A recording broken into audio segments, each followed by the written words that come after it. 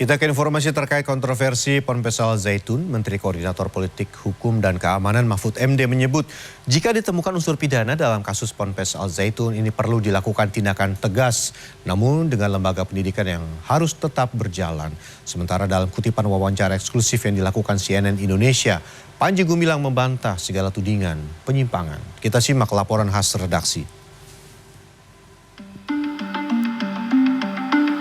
Meski menuai kontroversi adanya dugaan penyimpangan, aktivitas di Pondok Pesantren Al Zaitun berjalan normal. Pada Rabu, sejumlah santri dan petugas pondok pesantren terlihat melakukan persiapan salat Idul Adha di Masjid Rahmatan Bil Alamin.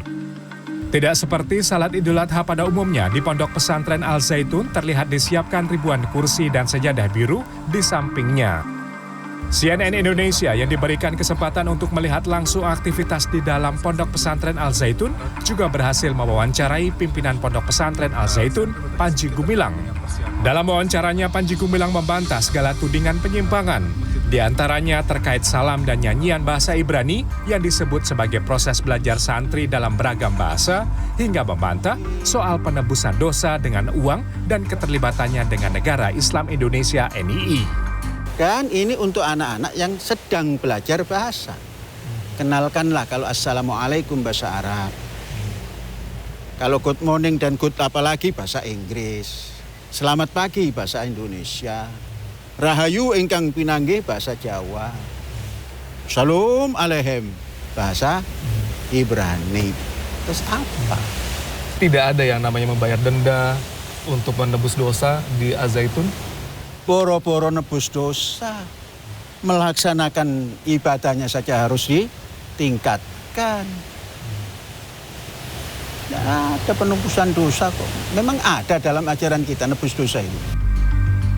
Tidak hanya Panji Gumilang, bantahan penyimpangan juga dilakukan para alumni Pondok Pesantren Al Zaitun. Para alumni bahkan mengaku akan teguh mempertahankan ajaran di Al Zaitun. Mereka bersedia dikonfrontasi terkait pernyataan negatif yang menyudutkan pondok dan pemimpinnya Panji Gumilang.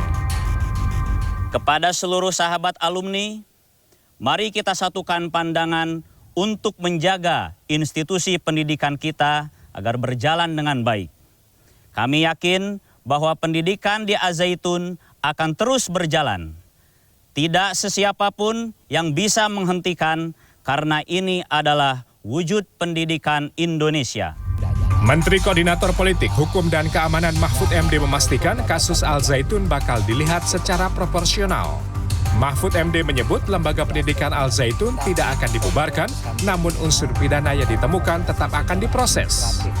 Al Zaitun itu ada aspek hukum pidana. Yang aspek hukum pidana tentu akan ditangani oleh Polri dan tidak akan diambangkan.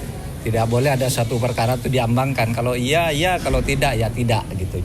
Pada Selasa kemarin, pendiri NII Crisis Center Ken Setiawan melaporkan pimpinan Pondok Pesantren Al Zaitun Panji Gumilang ke Bareskrim Polri atas dugaan penodaan agama. Ken Kurniawan mengaku membawa sejumlah barang bukti untuk memperkuat laporan polisinya. Selain Ken Setiawan, sebelumnya Forum Advokat Pembela Pancasila juga telah melaporkan Panji Gumilang ke polisi atas dugaan penistaan agama. Pada Selasa, Ketua Umum Forum Advokat Pembela Pancasila Ihsan Tanjung Hari diperiksa sebagai saksi atas laporan yang dibuat pihaknya. Sementara itu, Direktur Tipidum Bareskrim Polri, Brigjen Polisi Juhan Dani Raharjo Puro memastikan laporan yang dilayangkan kepada pimpinan Pondok Pesantren Al Zaitun, Panji Gumilang, telah diproses polisi. Tim Liputan CNN Indonesia.